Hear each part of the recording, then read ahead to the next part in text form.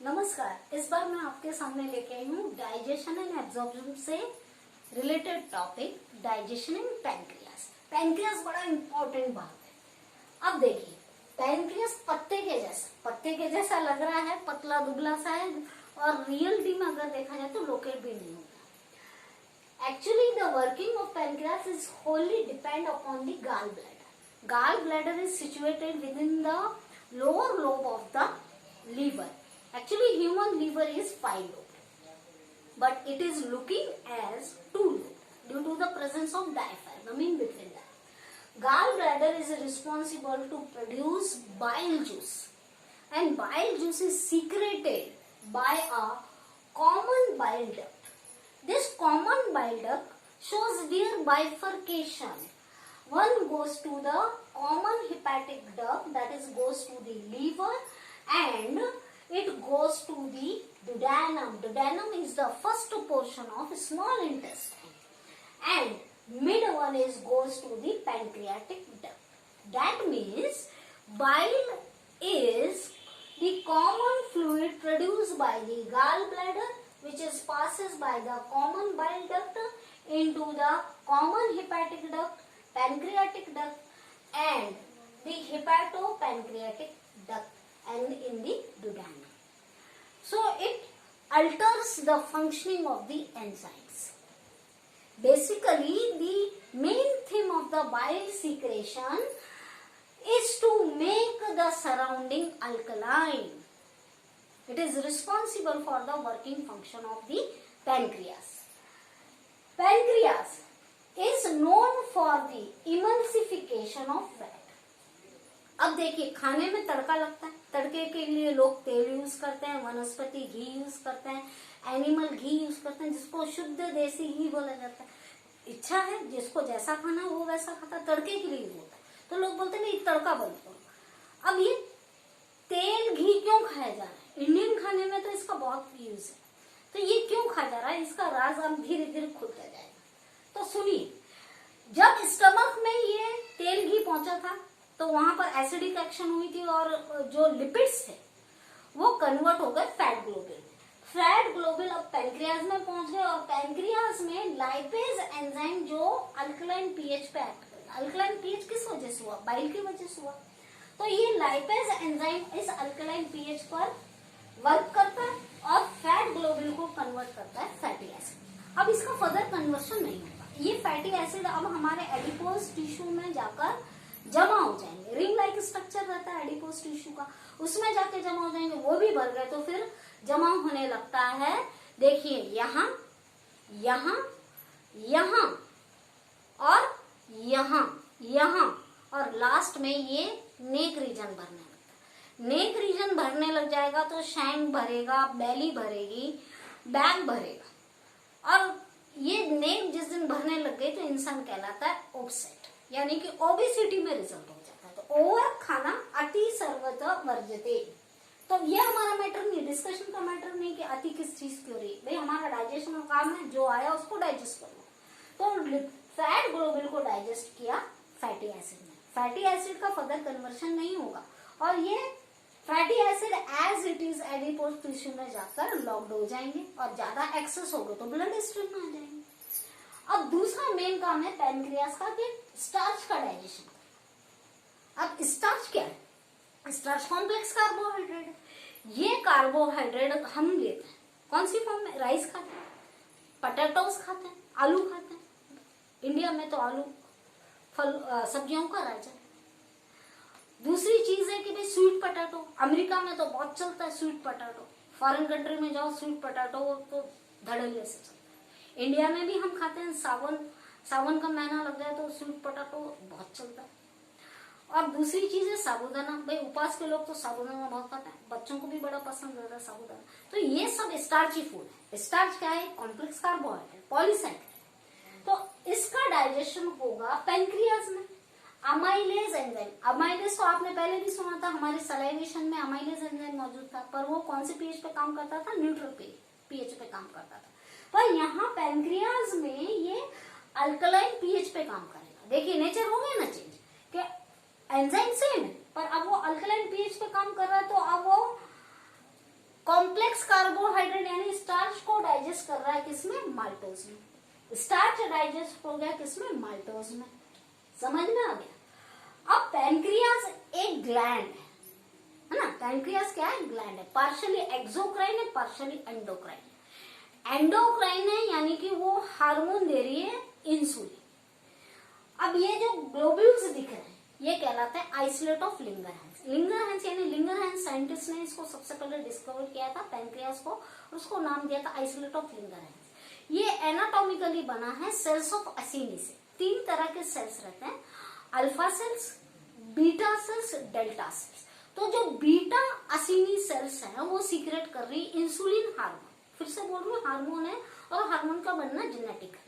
तो हार्मोन ये जो इंसुलिन है वो क्या कर रहा है कि जब हम कार्बोहाइड्रेट एक्सेस खा लेते हैं, स्टार्च एक्सेस खा लेते हैं, लोग खाते हैं बिरयानी खा लेते हैं ज्यादा, जो चीजें ज्यादा पसंद है तो ज्यादा ही खा लेते हैं। कोई नाप तोल के तो खा नहीं रहा है, यहाँ इंडिया में नहीं खा रहा, कहीं भी नहीं खाते। इंसान क्या करता है, टेस्ट के लिए पकाता है और टेस्ट के लिए खाता है, तो नाप तोल के तो नहीं खाया जा रहा। तो जब एक्सेस हो जाता है तो उसका सारा मैनेजमेंट बॉडी को ही देखना है, डाइजेशन को ही देखना है। तो यहाँ अगर हमने एक्सेस कार्बोहाइड्रेट खाया तो एक्सेस ग्लूकोज बनेगा, कन्वर्शन हो गई।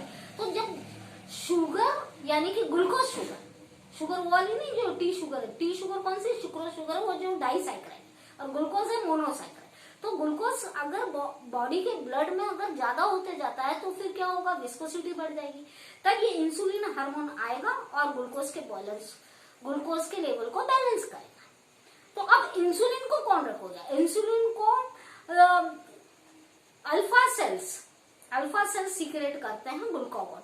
ग्लूकागॉन इंसुलिन को इनहिबिट करता है, उसके सीक्रेशन को रोकता है। अब ग्लूकागॉन को कौन रोकेगा, ग्लूकागॉन को डेल्टा सेल्स रोकती है, डेल्टा सेल सीक्रेट करती है सोमेटोस्टेटिन। सोमेटोस्टेटिन लॉक करेगा ग्लूकागॉन को। तो ये एक तरह से फीडबैक मैकेनिज्म हो जाता है। तो आपको बढ़िया तरीके से समझ गया होगा कि ये किस तरह से पार्शियली एंडोक्राइन है और पार्शियली एक्सोक्राइन। अब एक्सोक्राइन कैसे कि ये पैंक्रियाटिक जूस सीक्रेट करती है, पैंक्रियाटिक जूस में रहते हैं साल्ट्स, पैरकोलिक सॉल्ट्स। ये सॉल्ट की उपस्थिति से ही हमें क्या होती है, अर्जनेस आती है खाने के लिए। खाने के लिए क्या होती है, वीलिंग क्रिएट होती है, खाने की इच्छा होती है, तूफान भूख लगती है। बच्चे लोग कैसे बोलते हैं कि भाई पेट में चूहा कूद रहा है, तो माँ फटाफट फौरन कुछ बना देती है। तो पेट में चूहा किस वजह से कूद रहा है, पैंक्रियाटिक जूस सीक्रेट हो गया, पैंक्रियास से सीक्रेट किया, और उस वजह से भाई हम गपागप खाना खाते हैं। तो ये बड़ा रोल है। अब पैंक्रियास अपने रोल कर रहा है, पर बेचारा कभी कभार अफेक्ट हो जाता है। कौन से डिसीज से, जॉन्डिस से। जॉन्डिस एक वायरल डिसीज है। जब जॉन्डिस हो जाता है तो हेपेटिसिस नाम के वायरस से होता है। उसके काफी स्ट्रैंड है, ए है, बी है, सी है, डी। तो डी वाला बड़ा क्रोनिक है, व्हाइट जॉन्डिस हो जाता है, लीथल डिसीज है।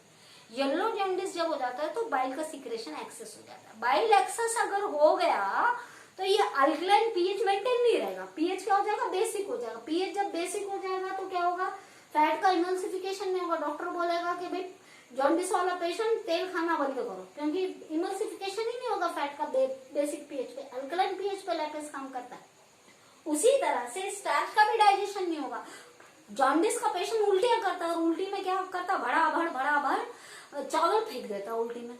तो क्यों फेंक रहा है, क्योंकि स्टार्च यानी कि चावल का भी डाइजेशन नहीं होगा। जो भी स्टार्ची फूड अगर पेशेंट खा रहा है तो उसका भी डाइजेशन नहीं होगा। तो डॉक्टर बोलेगा चावल खाना बंद करो, ऑयल खाना बंद करो, तो बेचारे को सादे से खाने पे रहना पड़ता है। तो ये मैं ये बताने का प्रयास कर रही हूँ कि किस तरह से फिजियोलॉजी अल्टर होती है डिसीज कंडीशन। तो ये हो गया पैनक्रियास के बारे में, समझ चुके हैं आप, अच्छी तरह आ गए समझ में। अब हम चलते हैं स्मॉल इंटेस्टाइन की, क्योंकि स्मॉल इंटेस्टाइन जो ड्यूडेनियम से स्टार्ट हुआ था, ड्यूडेनियम से पहला डाइजेशन इसका स्टार्ट हो गया, फिर जुजैनम में, इलियम, तो पूरा यहाँ पर कंप्लीट डाइजेशन होगा, because small intestine is the site of complete digestion. अब जो स्मॉल इंटेस्टाइन है वो एक तरह की ट्यूब है और उसके कन्व्यूलेशंस हैं। ये देख रहे हैं, ये कन्व्यूलेशंस है। तो जहां पर खड्डे आ रहे हैं तो उसे बोला है क्रिप्ट ऑफ लुबरमन।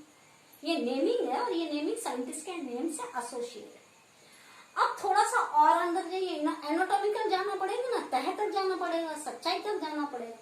तो यहाँ हम जब ये लेयर देख रहे हैं ऊपर की, ये म्यूकोसा लेयर है। म्यूकोसा लेयर पर ये फोल्डिंग देख रहे हैं ग्रीन कलर की, ये फिंगर लाइक फोल्डिंग्स है।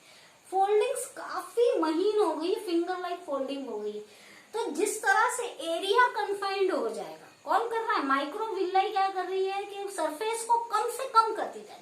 तो क्या होगा? एब्जॉर्प्शन रेट बढ़ेगा। जैसे सरफेस कम होगा, फोर्स ज्यादा एक्ट होगा और एरिया ऑफ एब्जॉर्प्शन बढ़ जाएगा। तो माइक्रोविल्लाई का क्या काम है कि फूड का एब्जॉर्प्शन करना, क्योंकि जब फूड कंप्लीट डाइजेस्ट हो जाता है तो वो लिक्विड फॉर्म में आ जाता है, सिंपलर फॉर्म में आ जाता है और बायोलॉजिकली इसको चाइल्ड बोला जाता है। तो ये चाइल्ड का एब्जॉर्प्शन कर रही है माइक्रोविल्लाई।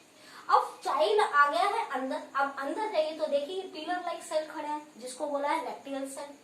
ये लैक्टियल सेल बनाएगी लिम्फ फ्लूइड। अब लिम्फ बड़ा इंपॉर्टेंट है, वो इम्यूनिटी को बनाता है। लिम्फेटिक सिस्टम में देखते हैं ना, लिम्फ फ्लूइड क्या होता है? सर्कुलेट होता है और यही वो लिम्फ है जो हमारी इम्यूनिटी को बताता है। अब इम्यूनिटी किससे बन रही? बोलते हैं ना क्वालिटी वाला फूड खाइए, क्वांटिटी वाला फूड मत खाइए इम्यूनिटी अगर बनानी है। तो इम्यूनिटी छुपी है हमारे विटामिन में।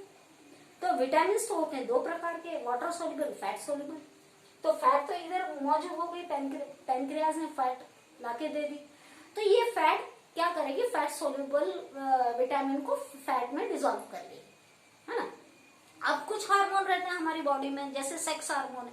Sex hormone age of adolescence में आते हैं। अब ऐसे जो एडोलसेंस में ग्रोथ पीरियड में, उसको कभी मत बोलिएगा कि भाई तेल गिन के खा, चम्मच से तेल का, ढक्कन में तेल खा, है ना। कचौरियां मत खा, समोसा मत खा, क्योंकि अब वो ग्रोइंग एज का बच्चा है, वो एज ऑफ एडोलसेंस में, तो उसके बॉडी में स्टीरॉइड की अमाउंट होनी चाहिए, क्योंकि स्टीरॉइड सेक्स हार्मोन को डिसॉल्व करता है। ठीक है, तो अब ये हार्मोन भी डिसॉल्व होंगे, सेक्स हार्मोन भी डिसॉल्व होंगे और फैट सोल्यूबल विटामिन भी इसमें डिसॉल्व होंगे। कोलेस्ट्रॉल का एक फॉर्म है स्टीरॉइड। तो स्टीरॉइड क्या करता है? सेक्स हार्मोन को डिसॉल्व करता है और कोलेस्ट्रॉल से हमारी स्किन पे एक टोन आता है, नेचुरल टोन आता है। ठीक है, तो ये मैंने बात बता दी कोलेस्ट्रॉल को। कोलेस्ट्रॉल को देखिए किस तरह से बदनाम किया गया, पर कोलेस्ट्रॉल बहुत इंपॉर्टेंट है ग्रोथ पीरियड में। जब एज ऑफ एडोलसेंस आती है तो वो सेक्स हार्मोन को डिसॉल्व करता है और फैट हमारी बॉडी में फैट सोल्यूबल विटामिन को डिसॉल्व करती है।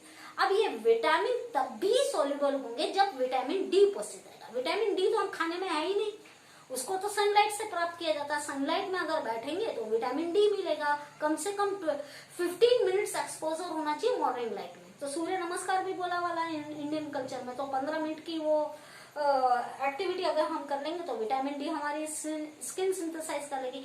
ये vitamin D fat soluble vitamin को एक्टिव बनाएगा और फैट में डिसॉल्व कर लेगा। और इसी के साथ आएगा विटामिन सी। अब देखिए बल्क बन गया है, fatty acid, fat soluble vitamin, vitamin D, vitamin C. अब ये चार कंपोनेंट हो गए। ये चार कंपोनेंट मिलकर बनाएंगे वाटर सोल्यूबल थिंग, जिसे बोला गया है माइसिल्स।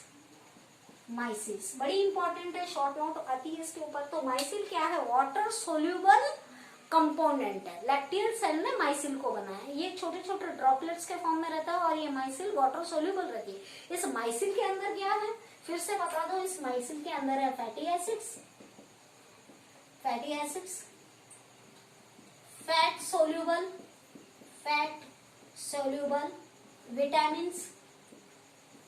विटामिन्स और विटामिन डी, विटामिन सी। तो ये सारा बल्क माइसिल कहलाता है और माइसिल वाटर सोल्यूबल रहता है। माइसिल को कौन बना रहा है? लैक्टियल सेल्स बना रही है और लैक्टियल सेल लिम्फ भी बना रही है। अब यहाँ पर आप बल्क देख रहे हैं, यहाँ देखिए ये रेड वाली है ब्लड आर्टरी और ये ब्लू वाली है ब्लड वेन। तो ये जब डिवाइड और रीडिवाइड होगी तो फाइन नेटवर्क बनेगी। ये फाइन नेटवर्क इंटरमैंगल हो जाएगा, उसको बोला जाएगा कैपिलरी। कैपिलरी का नेटवर्क में किसको घेरा वाला है? लैक्टियल सेल को घेरा वाला है। तो ये कैपिलरी में जो आर्टरी पोर्शन है, ब्लड कैपिलरीज है, वो क्या करेगा कि ब्लड फूड के सिंपलर फॉर्म को एब्सॉर्ब कर लेगा। फूड का जो भी सिंपलर फॉर्म है क्या है? कार्बोहाइड्रेट कन्वर्ट हो गया ग्लूकोज में, प्रोटीन कन्वर्ट हो गया अमीनो एसिड में और लिपिड्स कन्वर्ट हो गए फैटी एसिड में और मिनरल्स। ठीक है ना, ये सब हमारे ब्लड के प्लाज्मा में पहुंच जाएगा। तो यहाँ आप देख रहे हैं कि किस तरह से स्मॉल इंटेस्टाइन ने डाइजेस्टेड फूड का बाइफर्केशन कर दिया। इसने दो फ्लूइड बनाए, एक तो लिम्फ बनाया और दूसरा क्या बनाया? ब्लड का प्लाज्मा बनाया। और यही जब फ्लूइड सर्कुलेट होंगे तो लिम्फ जब सर्कुलेट होगा वो इम्यूनिटी को गवर्न करेगा और फूड से प्लाज्मा का कंपोजिशन बनेगा। Thank you students.